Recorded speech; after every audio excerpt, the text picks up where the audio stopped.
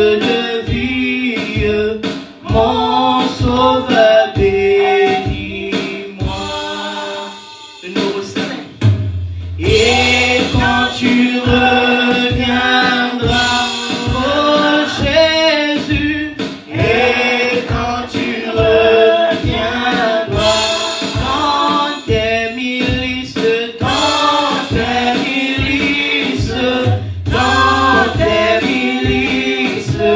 tu me retrouveras.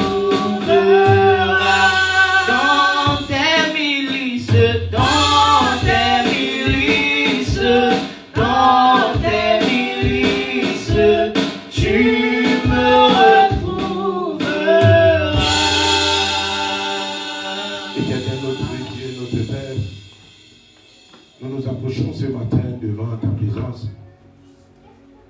Parce que tu nous dis dans ta parole, l'homme ne se nourrira toujours pas du pain, mais de toute parole qui sort. Amen. Amen. Pouvons nous asseoir s'il vous plaît. Bien-aimés dans le Seigneur, le thème de notre enseignement de ce jour, le vœu de mon cœur. Le vœu de mon cœur. Nous sommes arrivés à la fin d'une année et nous entrons, nous sommes au premier mois d'une autre année.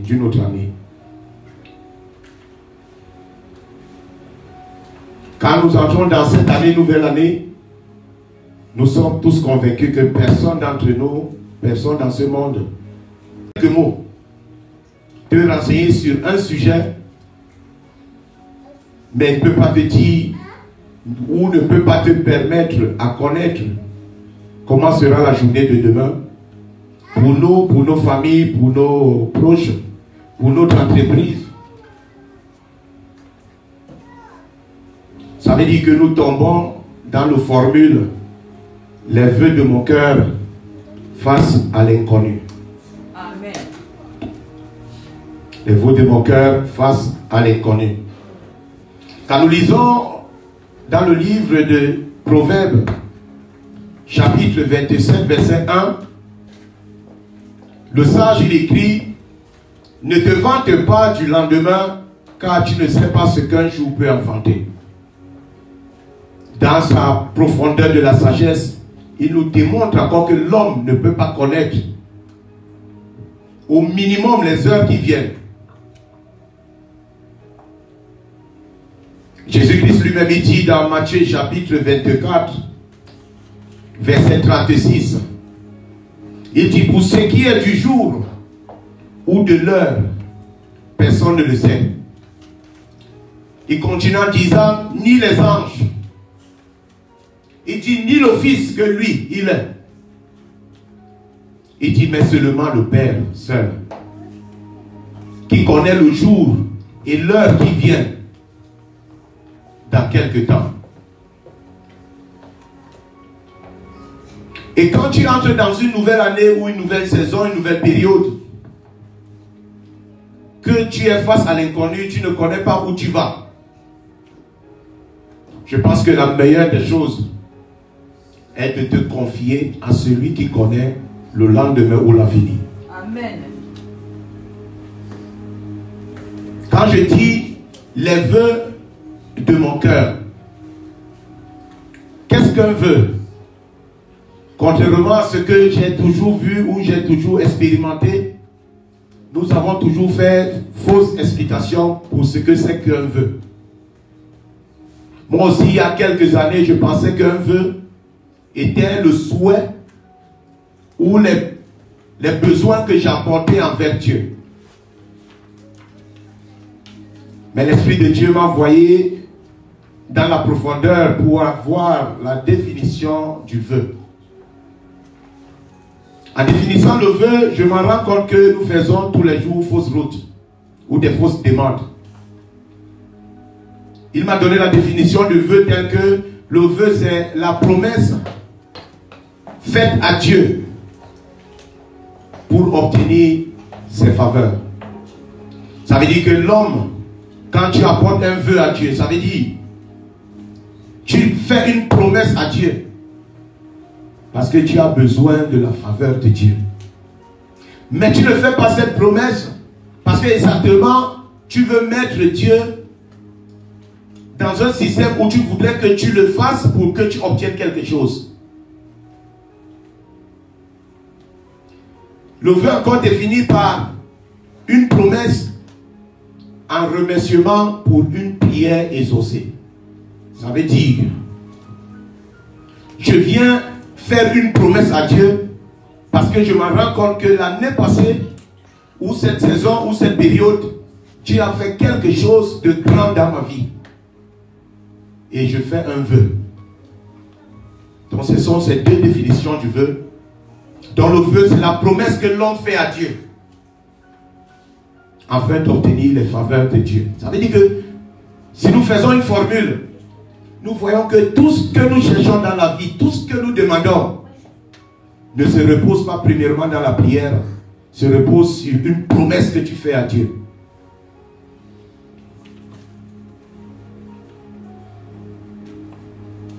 Le vœu que nous devons faire à Dieu doit voir trois phases.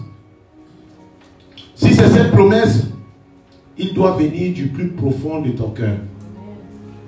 Il ne doit pas être quelque chose dont tu as été exaucé, ou tu as été conseillé, ou quelqu'un t'a reconforté d'aller faire un vœu. Ça doit sortir du fond de ton cœur. Ça doit être un engagement personnel. Qui a un esprit qui a touché ton cœur. Ton cœur a senti une sensation. Tu as reconnu qu'est-ce que Dieu est pour toi. Et tu te lèves personnellement pour lui faire ce vœu. Qui est la promesse. Deuxièmement, le vœu que tu fais à Dieu, obligatoirement, doit être à l'intérêt de Dieu. Donc, dans ce que tu promets à Dieu, Dieu doit ressentir son intérêt dans cette promesse. Amen. Ça veut dire que quand je fais une promesse à Dieu, je promets à Dieu quelque chose. Au cours où quand Dieu écoute la promesse que j'ai faite, le vœu que j'ai fait, Dieu sent qu'il ressent quelque chose pour lui dans cette promesse. Et troisièmement, il faut qu'on soit d'accord pour une chose, qu'il n'y a pas autre vœu, il n'y a pas autre promesse qui peut être très grande que notre propre vie. Amen. Amen, amen. Ça veut dire que quand tu veux faire une promesse à Dieu, la seule promesse qui peut vraiment réveiller Dieu, permettre à Dieu d'annuler les sentences qu'il a prises dans ta vie, dans le monde, c'est quand tu arrives à lui dire, pour cette année, Seigneur, je te donne ma vie. Amen. Et je me rends compte que l'apôtre Paul a vite compris cette chose. Lui qui était mené par l'Esprit de Dieu. Face à l'église de Rome. Il dit que dans Romains chapitre 10, verset 1, l'apôtre Paul dit, il témoigne les fidèles de Rome. Il dit, ce sont les gens qui ont beaucoup de zèle, mais ils n'ont pas l'intelligence de Dieu. Ils ont voulu imposer leur propre intelligence et ils sont passés du travers de la justice de Dieu. Et de cela, dans le chapitre 1, Paul dit, frère, le vœu de mon cœur et ma prière à Dieu pour eux, donc pour ses fidèles, c'est qu'ils soient sauvés. Alléluia. Amen. Donc ça veut dire que Paul a su rapidement qu'il n'y a aucune autre chose que nous pouvons promettre à Dieu que notre vie tout entière. Amen, amen. Le roi David l'a très vite compris. Quand nous lisons dans le psaume 27.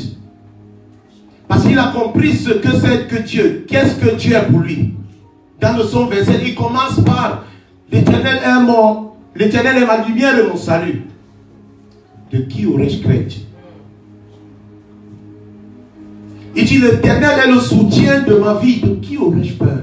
Donc ça veut dire qu'un roi qui a toute une armée, un roi qui a toute la puissance d'un royaume, mais veut se confier en Dieu. Il n'a pas mis son espoir dans son armée. Il n'a pas mis son espoir dans toutes ses capacités. Mais il a dit, l'Éternel est ma lumière. Donc ça veut dire que cette lumière, quand il est face aux ténèbres, qui brille, il n'a pas besoin de prier pour les ténèbres. Parce qu'il sait que il a fait des vœux, il a confié en Dieu. Mais le véritable verset qui nous importe dans le psaume 27, c'est le verset 4. Où il a dit, je demande à l'Éternel une chose que je désire ardemment. Ça veut dire que c'est quelque chose, c'est un désir. Comme on vient d'expliquer, qu'est-ce qu'un vœu? Le vœu, c'est la flamme qui sort au plus profond de ton cœur. C'est l'état de ton cœur où tu te dis, il faut que je me donne à quelqu'un à qui je trouverai toute mon assurance. Le roi David dit, je demande à l'Éternel une chose que je désire ardemment. Un roi qui désire quelque chose et il demande une seule chose. Il dit, je voudrais habiter toute ma vie. Ça, c'est un problème d'habitation. Je voudrais habiter toute ma vie dans la maison de l'Éternel. Ça, c'est un vœu. Ça veut dire qu'il sait ce que Dieu est pour lui. Il dit, quand les méchants s'avancent contre moi pour dévorer ma chair, dans le verset 2, il dit que ce sont mes persécuteurs et mes adversaires qui chancellent les tombes. Il ne peut pas. Pourquoi? Parce qu'il a fait un vœu, la promesse d'habiter la maison de l'Éternel.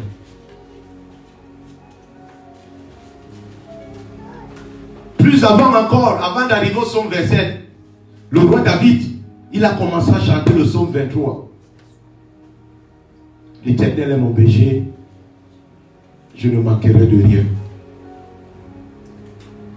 Il dit, il me fait reposer dans le vert pâturage. Il me dirige vers des eaux paisibles, il restaure mon âme. Il me conduit dans les sentiers de la justice à cause de son nom. Il dit, même quand je marche dans la vallée de l'ombre de la mort, donc même si j'arrive à un point où je veux mourir, je ne trouve aucun mal, car Dieu, lui, il est avec moi. Pourquoi? Parce qu'il habite. Quand nous rentrons encore dans le verset 6 du dernier chapitre de Psaume 23, il réitère le même propos. Il dit, oui, le bonheur et la grâce m'accompagneront tous les jours de ma vie et j'habiterai. Ça, c'est un problème d'habiter la maison de l'Éternel. C'est le premier principe. Amen. Amen, amen, amen. Habiter la maison de l'Éternel, c'est quoi? Faire un vœu d'habiter la maison de l'Éternel. C'est celui qui a une église locale et qui respecte ce lieu et qui donne toute sa vie. Et dans cet endroit, il va se connecter à Dieu.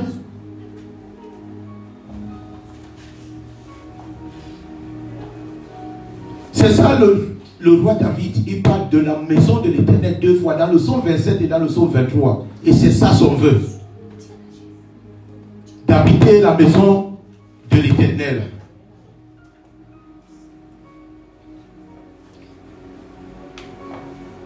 Bien-aimés, nous disons chaque jour à Dieu que nous nous donnons à lui. Quand tu te donnes à quelqu'un, ça veut dire qu'il a le droit de faire de toi ce qu'il veut, comme il veut. Mais à un moment donné, nous ne respectons pas nos paroles. De donner véritablement nos vies à Dieu. Jésus l'explique encore mieux. Si nous ouvrons dans Jean chapitre 15, à partir du verset 4. Jean chapitre 15, à partir du verset 4. Jésus dit, demeurez en moi et je demeurerai en vous. En un français facile. Quand on dit demeurer, le verbe demeurer, ça veut dire quoi? Je demeure chez le serviteur Samuel. Ça veut dire que j'habite. Il parle de l'habitation. Ça veut dire dans quelque sorte, si les hommes, l'État,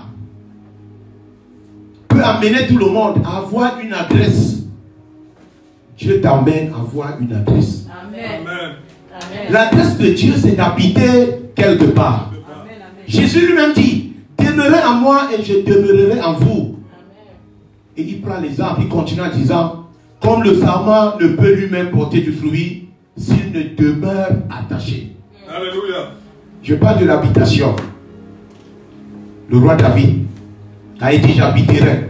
Jésus dit dans Jean chapitre 15, verset 4, il dit, comme le sarment c'est une sorte de tige de branche qui est attachée sur un tronc d'arbre. Il dit, comme le sarment ne peut lui-même porter de fruits s'il ne demeure attaché au cep. Le cep, c'est le tronc d'arbre. Il utilise deux verbes. Si nous sommes bien attentifs. Il dit, comme le sarment ne peut lui-même porter de fruits, s'il ne demeure, premier verbe, attaché. Donc il faut demeurer et rester attaché. Alléluia. Ça veut dire que demeurer, ça veut dire que tu dois avoir une adresse d'un lieu où tu invoques le nom de Dieu, tu t'es donné complètement à Dieu. Cette adresse te permet de donner ta vie.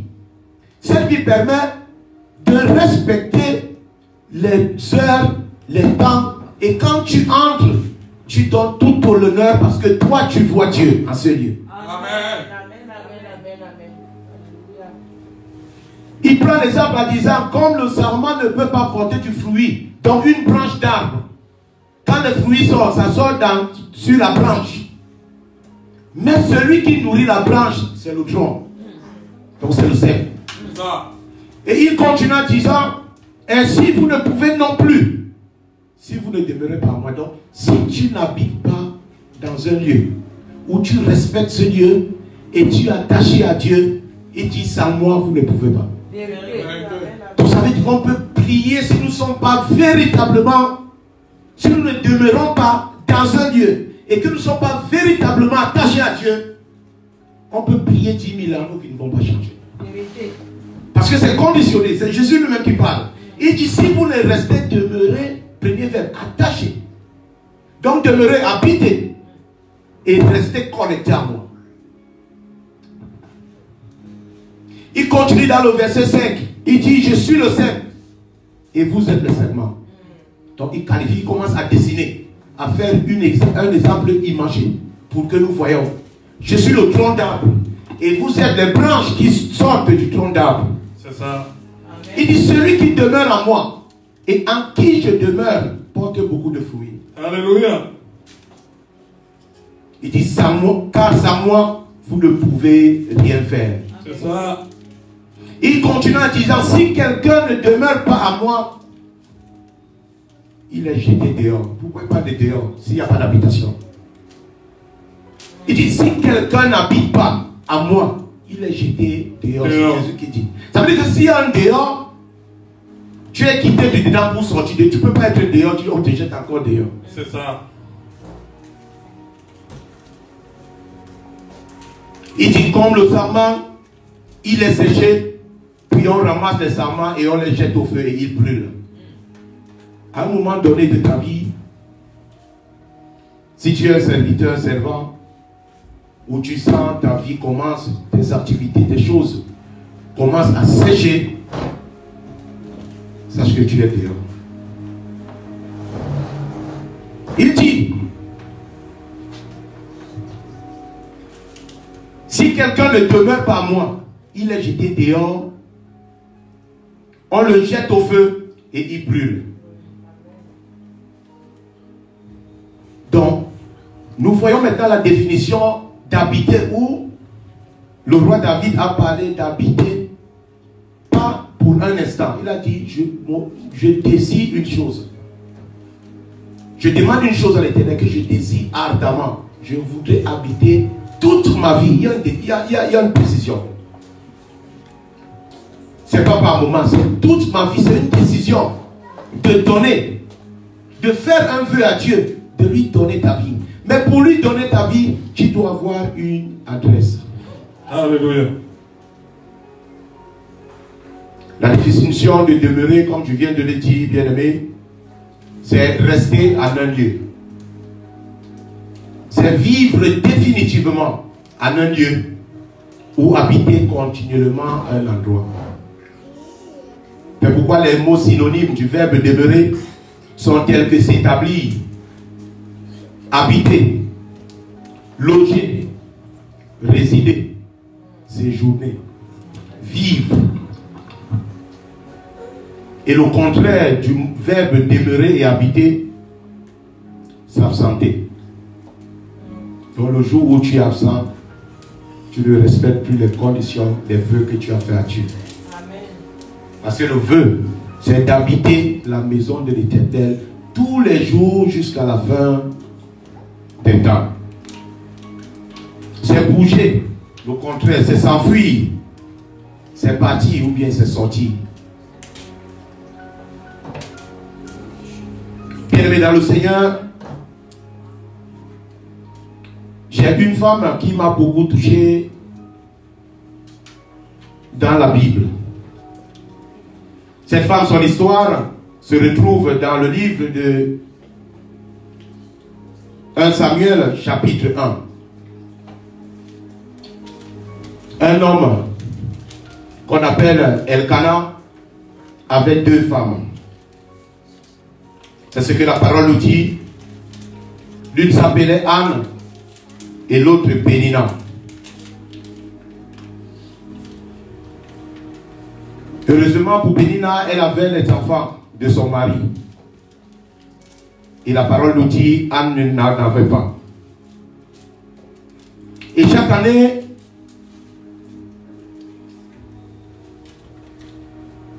cet homme montait dans la ville à Silo, dans le temple, pour aller faire des sacrifices avec toute sa famille. Il se procédait devant l'Éternel des armées et pour offrir des sacrifices. Le jour où Elkana voulait offrir des sacrifices, il donnait une portion à Pénina et à tous les enfants qu'il avait d'elle. Mais Elkana donnait une double portion à Anne. Parce qu'elle aimait Anne. Et la parole de Dieu nous rappelle encore que Anne, celle que Dieu avait rendue stérile. Donc sa femme Anne n'avait pas de problème scientifique, n'avait pas de maladie. C'était un décret divin où c'est Dieu qui a décidé que Anne n'aura pas d'enfant.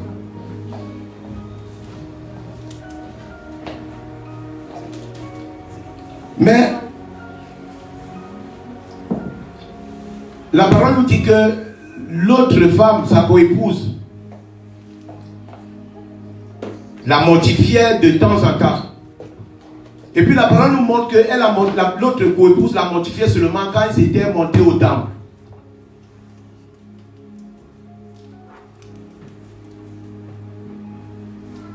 Donc chaque fois, au verset 7, la parole nous dit, chaque fois qu'Anne montait à la maison de l'Éternel, nous retombons encore sur la même situation, la maison de l'Éternel. Et tout ce film-là va se jouer exactement dans la maison de l'Éternel. Pénina la mortifiait de la même manière. Alors, elle pleurait et elle ne mangeait pas.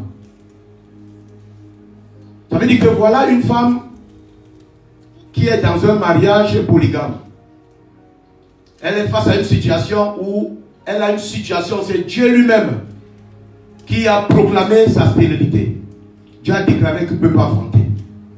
Quand Dieu déclare quelque chose dans ta vie, que tu manques dans ta vie, les prières ne peuvent pas te donner une solution. Parce que ça, c'est le décret de Dieu lui-même. Et ça, on parle ici du temple. Il monte au temple chaque année. C'est comme ça qu'il montait pour donner les sacrifices. Et elle avait seulement le même sujet des pleurs. Malgré cela, sa coépouse la mortifiait. La rappelait chaque jour son état de stérilité. Elle lançait des mots. Et la parole nous dit que Anne pleura, se mortifiait dans son cœur. Alors elle pleura, elle ne mangea point. Quand tu es dans la maison de Dieu, tu ne manges plus, tu pleures. Automatiquement, ça veut dire que tu tombes sous le coup des jeunes. Elle se met en position des jeunes. La position des jeunes, malgré que tu es dans la maison de Dieu, ne résout pas certains problèmes, surtout les décrets divins. Dieu en a décidé. Amen.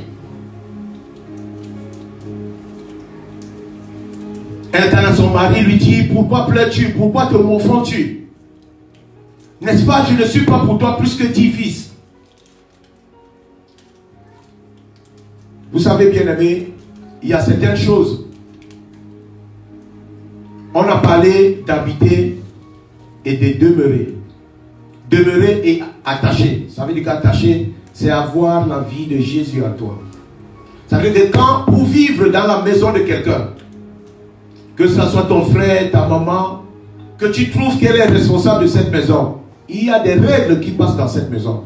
Pour habiter la maison de Dieu et pour être attaché à cette personne qui te reçoit dans la maison, tu trouves les conditions que tu dois respecter.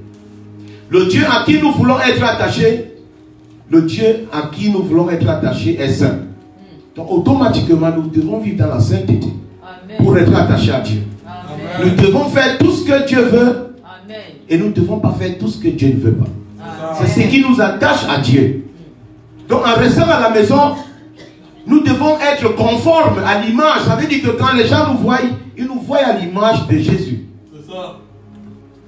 Allez rester dans une position où sa coépouse la met dans cet état, mais savait que la réponse, sa solution n'était pas de répondre à sa coépouse. Elle pleurait, elle était affligée, mais elle avait les yeux fixés quelque part. Parce qu'elle savait qu'elle était dans la maison, dans le temple. Elle avait la vie de Jésus en elle. Parce que si elle avait les émotions, les sentiments humains, elle devait répondre ou avoir des sujets de prière qui vont à l'encontre de sa coépouse. Mais elle est restée de même. Au moment où son mari lui parle, le verset 9 nous dit, Anne se leva après que l'on eut mangé et bu à Silo. Le sacrificateur Élie était assis sur un siège près de l'un des poteaux du temple. Tout ce film, toute cette situation se passe où? Toujours dans le temple. Et l'amertume dans l'âme, elle pria l'Éternel et versa des pleurs. Le verset 11 est très important. Parce qu'il est écrit, et elle fit un vœu. Alléluia. Il y a des choses, bien aimées, ça passe par les vœux. Amen. Ça passe par le fait que tu donnes ta vie ou tu donnes ce qui t'est plus cher. Tant que tu ne le donnes pas à Dieu, le serviteur Samuel a enseigné le dimanche passé, le donner d'abord. Il y a certaines choses où quand tu ne donnes pas à Dieu, c'est qu'il y a donc ce que Dieu voit. Là où Dieu voit son intérêt, tu ne peux pas voir ces choses. Vérité. Le premier principe, habiter la maison de l'Éternel. Le deuxième, être connecté à Dieu, donc savoir avoir la vie de Dieu. Travailler au plus profond de toi pour sortir la meilleure personne de ta vie. Tant que tu n'arrives pas à ce niveau, bien aimé, parce que pour être à l'image de Dieu et donner le meilleur de nous, la meilleure personne de nous, nous devons travailler notre vie chaque jour, bien notre bien. Corps. Amen. Amen. Ça veut dire que nous ne devons pas mettre en avant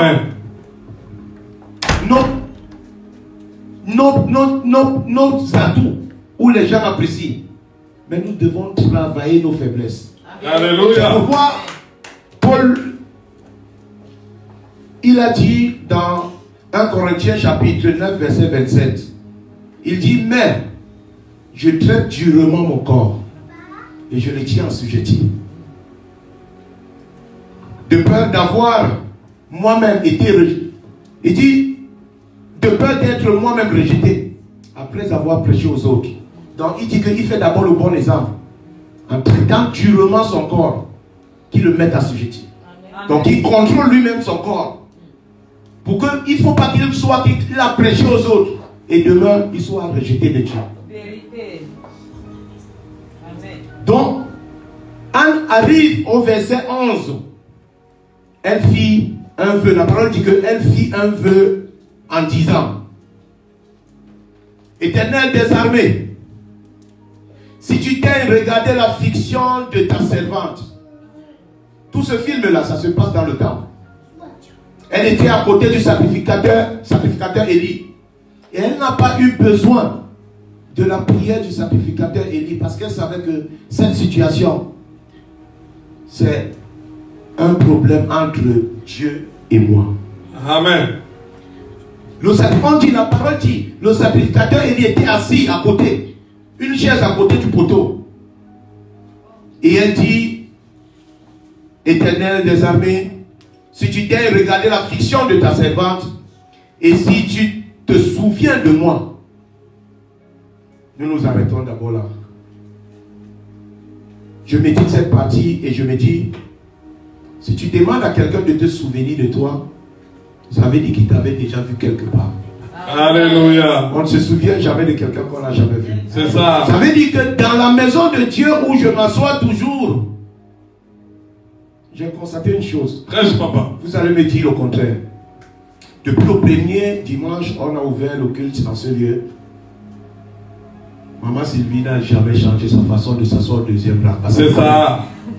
Parce qu'il faut que Dieu se souvienne de toi à la troisième place, là où tu t'assois. Et quand les nouveaux viennent, on leur dit, c'est votre place marquée. On sait pourquoi on le dit. C'est ça. Parce que Dieu a l'habitude, quand le Saint-Esprit écoute le culte, il sait ceux qui est au culte. Il arrive de fois, on va quelque part, mon frère, serviteur Samuel et moi. Quand il n'a pas vu quelque chose, je vais le rappeler. Je lui dis, quand on est assis, tu n'as pas vu la personne qui était assise à la droite là-bas. C'est comme ça qu'on remarque. Et quand Anne prie, elle ne prie pas au hasard. Anne dit, si tu te souviens de moi, c'est plus que Dieu se souvient de toi, il t'a déjà vu quelque part. Il a vu que tu es dans la maison. Ton adresse est là. Au 420 Clos de la Coutille, 5e étage. 3e bas. Maman Irène est toujours là. C'est ça. On va lui donner. Alléluia. On appelle ça la localisation. Ça veut dire que quand une lettre recommandée arrive, si ça vient à ton nom et que tu n'es pas là, on te laisse le petit papier, on ne laisse à personne. Parce que c'est recommandé, c'est pour toi. C'est ça. Et quand même, on le laisse le courrier à la poste et que tu arrives à la poste pour récupérer avec ton petit papier que tu as trouvé dans ta boîte à lettres, ta boîte aux lettres. La première chose que l'agent de la poste te demande, c'est quoi? Ta pièce d'identité. C'est pour ça. voir vraiment que c'est toi. Donc, Anne ne priait pas au hasard parce qu'elle connaît le principe de rester dans la maison de Dieu, de rester attaché. Le jour où tu auras un problème, au cours d'une louange, d'une adoration, ne regarde pas Papa Samuel. Il te dit, tu as l'affaire avec ton Dieu. Pleure devant lui. Et dis, souviens-toi de moi. Il dit, et n'oublie point ta servante. Voilà les mêmes verbes. On ne peut pas oublier celui qu'on n'a jamais vu. Quand tu demandes à quelqu'un de ne pas t'oublier parce qu'il te connaît quelque part, il t'a déjà vu. C'est ça.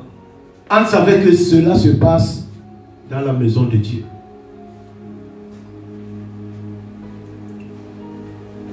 Maintenant, il passe maintenant le vœu.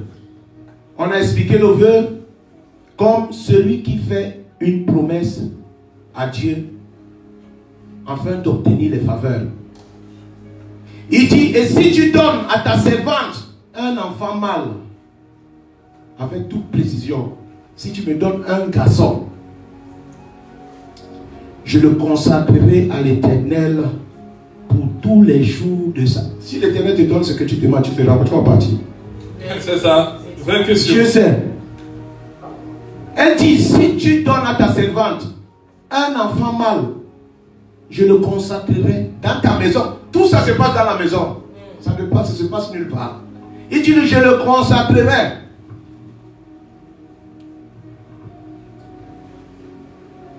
À l'Éternel pour tous les jours de sa vie. Donc ça veut dire que je ne vais que servir de mère porteuse. Mais il t'appartient, ne m'appartient pas. Amen. En ce moment-là, on a dit le vœu de ton cœur, c'est la promesse. Et dans cette promesse, Dieu doit trouver son intérêt. Dieu voit maintenant que elle ne demande pas pour elle, mais pour moi. C'est ça. Parce qu'à ce moment-là, en Israël, Dieu cherchait quelqu'un un prophète, qui pouvait, sans que Anne s'en rende compte, mais elle a fait une promesse à Dieu.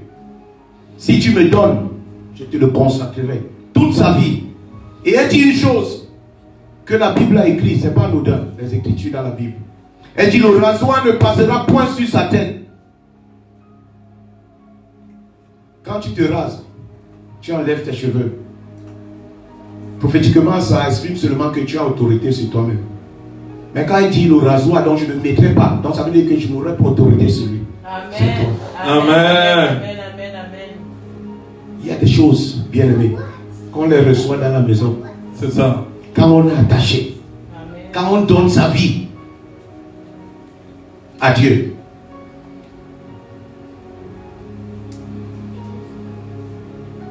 Bien aimé, nous sommes vraiment à la fin. Je suis en train de courir par rapport à l'heure que je dois respecter.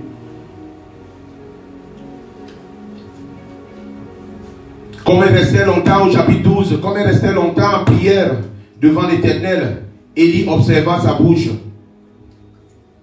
Anne parlait dans son cœur, ne faisait que remuer ses lèvres. Mais on n'entendait point sa voix. Élie pensait qu'elle était ivre. Voilà un homme de Dieu, un sacrificateur, qui est dans la maison. Ça veut dire que la douleur arrive. La douleur de Anne arrive à un niveau où elle sait que son problème n'engage pas un homme de Dieu. N'engage pas son frère.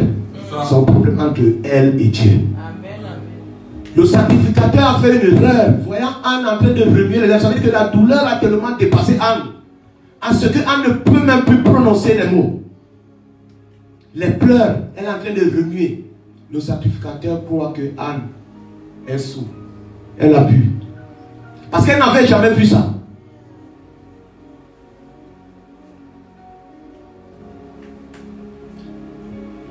Et il lui dit, le sacrificateur, il s'approche d'elle. La façon elle était en jeûne, elle était concentrée en train de prier Dieu.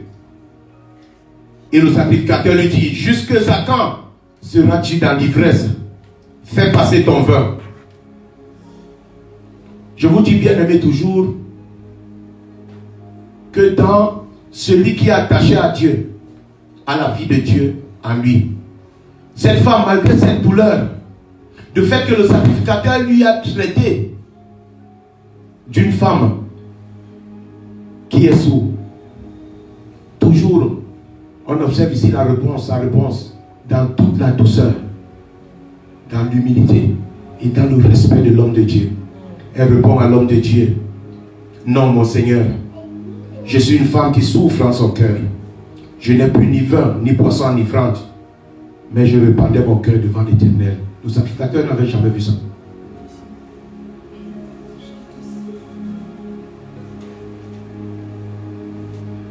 Elle continue au verset 16, ne prends pas ta servante pour une femme pervertie, car c'est l'excès de ma douleur et de mon chagrin qui m'a fait parler jusqu'à présent. À ce moment, le sacrificateur Élie reprit la parole et dit, va en paix et que Dieu d'Israël te sauve. Exauce ta prière que tu lui as adressée. Elle dit, que ta servante trouve grâce à tes yeux. Voilà une femme qui a changé le décret de Dieu uniquement parce qu'elle a fait un vœu. Elle était dans la maison de Dieu et elle était attachée à son Dieu. C'est elle qui a donné naissance au prophète Samuel. Ça veut dire que nous voyons en ce terme, bien aimé, que Dieu peut ne pas te donner quelque chose. Mais par rapport au fait, à son temps, où il te donne parce que tu es dans sa maison et tu es attaché. Qui peut me rappeler le nom d'un enfant de Pénina, sa co-épouse?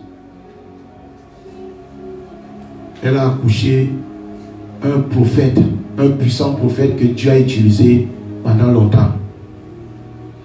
Et dans sa demande, dans son vœu, elle avait demandé un enfant mâle.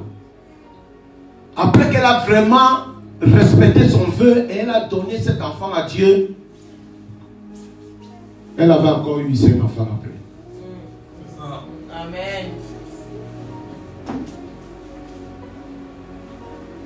Pourquoi? Parce qu'elle avait fait un vœu. Le vœu de respecter, de rester, d'habiter toute sa vie dans la maison de l'Éternel et d'être connecté à Dieu. J'ai beaucoup aimé sa prière. Quelqu'un qui n'avait jamais fait la théologie ou l'enseignement, quand elle a eu cet enfant, elle a compris beaucoup de choses dans la vie. Au chapitre 2 de 1 Samuel, chapitre 2, à partir du verset 1, la parole dit, Anne pria et dit, mon cœur se réjouit en l'Éternel, ma force a été relevée par l'Éternel. Ma bouche s'est ouverte contre mes ennemis. Regarde à quel moment elle a ouvert sa bouche contre ses ennemis. Nul n'est saint comme l'Éternel. Il n'y a point d'autre Dieu comme toi. Il n'y a point de rocher comme notre Dieu. Ne parlez pas avec tant de hauteur, que votre arrogance ne sorte plus de votre bouche, car l'Éternel est un Dieu qui sait tout. Et par lui sont passées toutes les actions. Là de puissance se brise, et les faibles ont la force pour ceinture. Ceux qui étaient rassasiés se louent pour du pain, et ceux qui étaient affamés se reposent. Même le stérile enfante 7 fois, et celle qui avait beaucoup d'enfants est flétrie. L'Éternel fait mourir et il fait vivre. Il fait descendre au séjour des morts et il en fait remonter. L'Éternel appauvrit et il enrichit. Il abaisse et il élève. De la poussière il retire aux pauvres. Du fumier relève l'indigent pour les faire asseoir avec les grands et il leur donne en partage un trône de gloire. Car l'Éternel sont les colonnes de la terre et c'est sur elles qu'il est posé le monde.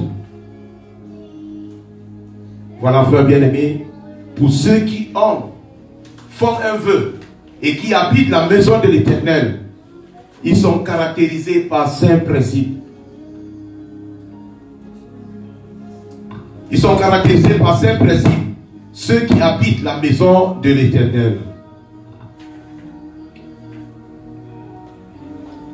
Premier point, ils sont caractérisés par la connaissance de Dieu. Amen. Ils connaissent Dieu. Parce que Dieu s'est déjà manifesté dans leur vie. C'est pourquoi David a dit à son fils Salomon, au soir de sa vie, quand Salomon devait remplacer, Dieu avait choisi Salomon pour être le futur roi d'Israël. Le seul conseil que David donne à son fils qui veut devenir roi comme lui. Dans 1 Chronique chapitre 28, verset 9, il dit, et toi Salomon, mon fils, connais le Dieu de ton père. C'est-à-dire que le Dieu que tu as vu se manifester à ton père, cherche à le connaître. Le deuxième principe qui caractérise celui qui habite la maison de Dieu, c'est la confiance en Dieu. Cette personne a confiance en cette personne. Parce que si tu n'as pas confiance Amen. à quelqu'un, tu ne peux pas habiter dans sa maison. Vérité. Il est caractérisé par le psaume de David, chapitre 37, verset 4 à 6. Fais de l'Éternel tes délices, il te donnera ce que ton cœur désire. Amen. Le troisième point, c'est le service. Celui qui habite la maison du Père est toujours en train de servir. Parce qu'il sait que c'est la maison du Père. Il est caractérisé par la parole de Dieu qui dit, nul serviteur ne peut servir 2 maîtres. Ça veut dire que quand tu as ta vie, où tu sers véritablement dans la maison de Dieu, ou tu sers quelqu'un d'autre. Car il haïra l'un et il aimera l'autre. Ou il s'attachera l'un, il méprisera l'autre. Vous ne pouvez servir Dieu et maman, non pas seulement sous les yeux, comme pour plaire aux hommes, mais comme des serviteurs de Christ qui font du bon cœur la volonté de Dieu. Amen. Le troisième principe de celui qui habite la maison de Dieu est caractérisé par l'obéissance. Cette personne obéit. Parce que quand tu habites chez quelqu'un dont tu es sous tutelle, si tu es sous couvert, tu dois toujours obéir à tout ce qu'il te dit. Le quatrième, c'est la fidélité. Le cinquième, pardon, c'est la fidélité. Nous devons être fidèles à celui dont nous sommes dans la maison, à celui qui est Dieu. Amen. Amen. Amen. Nous nous levons, nous allons prier.